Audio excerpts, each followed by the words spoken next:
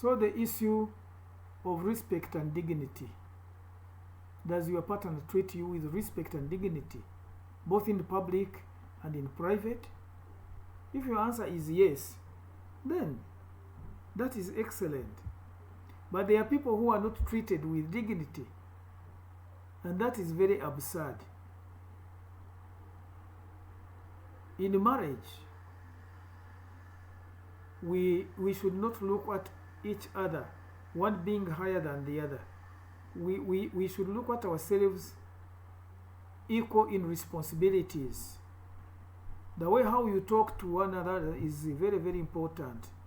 Don't talk to your wife as if she is a subject, or your husband, because sometimes we talk to one another depending on the status we have in the society, based on leadership or our economic base. But in a marriage, no one is greater than the other. We are equal. We share values and we advise one another. Sometimes there are disagreements, and these disagreements are natural. Healthy part of any relationship, therefore, is that the key question is whether you are in agreement on the larger issues. Do you agree or disagree on anything that your partner brings? For example, an issue of the number of children. One wants 3, another one wants 4. Another one wants a balance of 2 to 2, male and female. Another one wants to stay for something like 5 years before you produce. Another one like that and that. And women are at a disadvantage because when you produce, you need to take care of the children. You have to stay home. And the husband is saying, can you give up your work and stay home? And we know when women are working, there are certain things they do for themselves without requiring their husbands. But the husband says, I will give it all to you. You keep here and look after my child. After a month or two, what has been promised does not come. So sometimes we say, let me first stabilize, let me first do like this before we produce. Another one says, no, as soon as we get married, I want children. These are disagreements. But in a marriage, you sit and agree. And the agreement is a modern thing because there are many things that we cannot fulfill when you get married and begin making a family. These days, making life worth living is not easy. Familiarity. Do you know him or her? How much do you know? I mean, really, truly, unquestionably, do you know your partner? Or you met on the streets or at college, and that's where you ended. Even when you went home to be introduced, you don't know much about the clan or the tribe. While it is almost impossible to know your partner 100%, it is beneficial to at least know their strengths and weaknesses. No. We have different human weaknesses and strengths, so that when you know them, it helps you either to work on the weaknesses so that the person can gain the strength, or you acquire a level of strength that can help you. We have these weaknesses. Sometimes they are very difficult for us to accept before our partners. Be sincere, because you are not the architecture, you are not the maker of weaknesses. The devil is here. He is the architecture of the wrong vices in relationships. Human beings.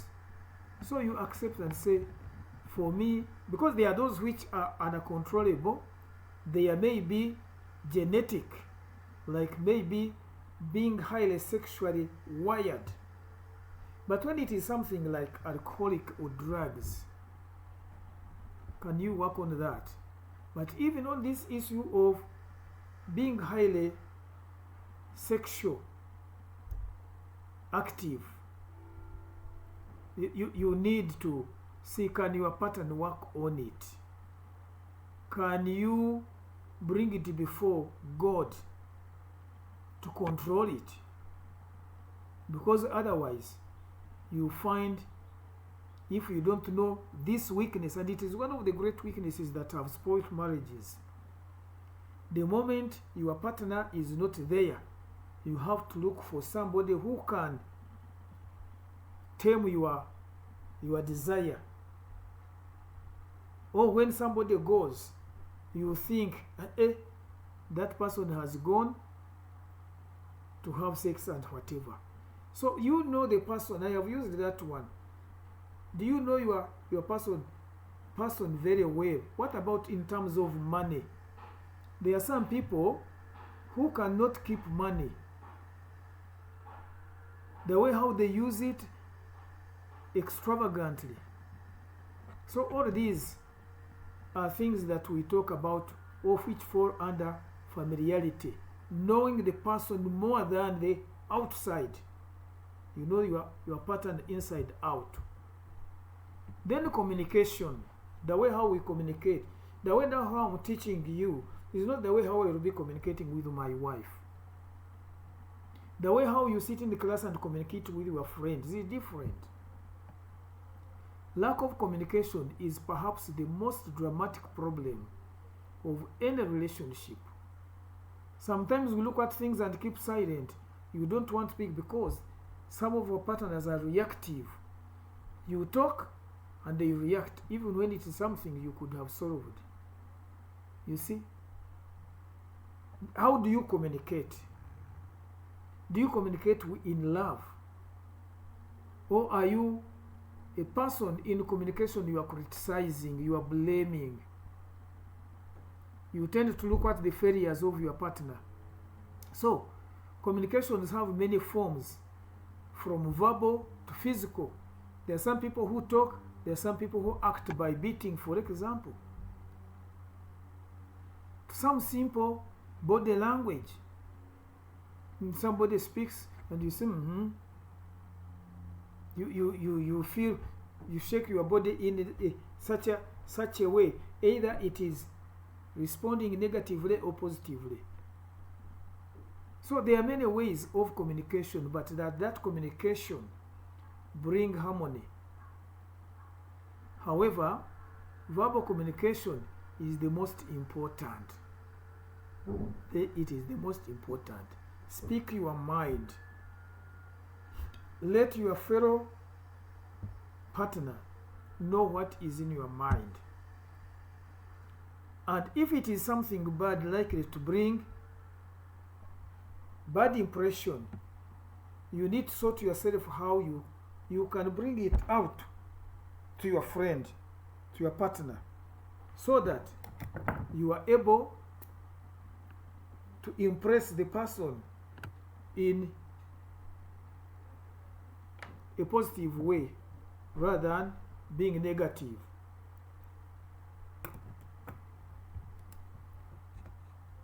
This picture gives African traditional marriage, and it is like those ones we have experienced among the